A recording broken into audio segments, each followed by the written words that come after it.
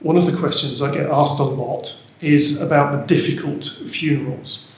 And rest assured that we cover this in great depth on our celebrancy training course. But here are a couple of thoughts and pointers. Remember first that the really difficult ones, suicides and babies and young children, are actually very, very rare.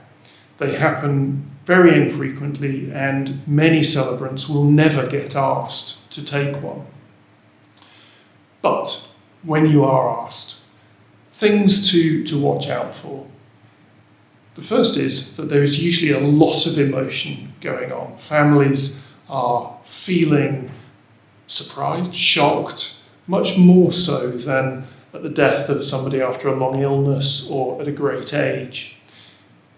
They may be feeling guilt. Was it our fault? Did we do something or did we not do something that could have prevented this? Especially with a suicide, that sense of we didn't know that they were struggling can come up quite a lot. The other thing to watch for is your own emotions. It's very easy to find yourself suddenly surprised by the depth of your own feelings in this kind of thing. So for that reason, I suggest taking things slowly, looking after people, looking after yourself. If you need a moment just to gather your thoughts while you're asking the family questions, that's absolutely fine. They will need moments to gather their own thoughts and to see, to be able to put themselves back together at different times. Sometimes something really surprising will happen. For example, I had a young man who'd taken his own life and he'd written his mum a 4-page suicide note. And she asked me to read it. She handed me this note. And it was very difficult to read, sort of an insight into this young man's mind at this point. But what she really wanted was, there was a paragraph near the end of it where he said to his friends, please understand that this is not any of your fault. It was my decision, my choice to do this. I know that if I'd asked any of you for help, you would have been there for me. And she wanted me to read that paragraph towards the end of the ceremony. And it was a very difficult thing to do.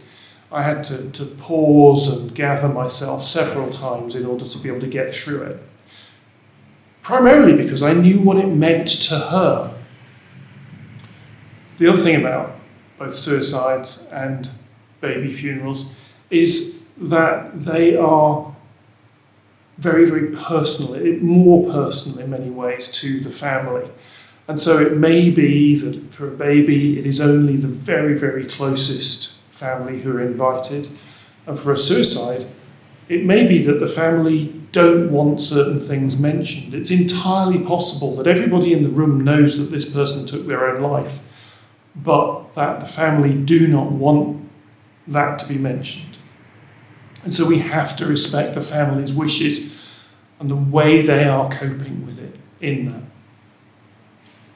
But there is almost always something that can be celebrated, almost always something where we can bring a moment of levity, a moment of humour into the ceremony.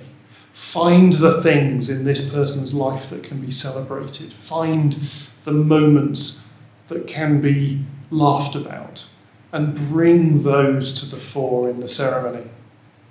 I hope that helps.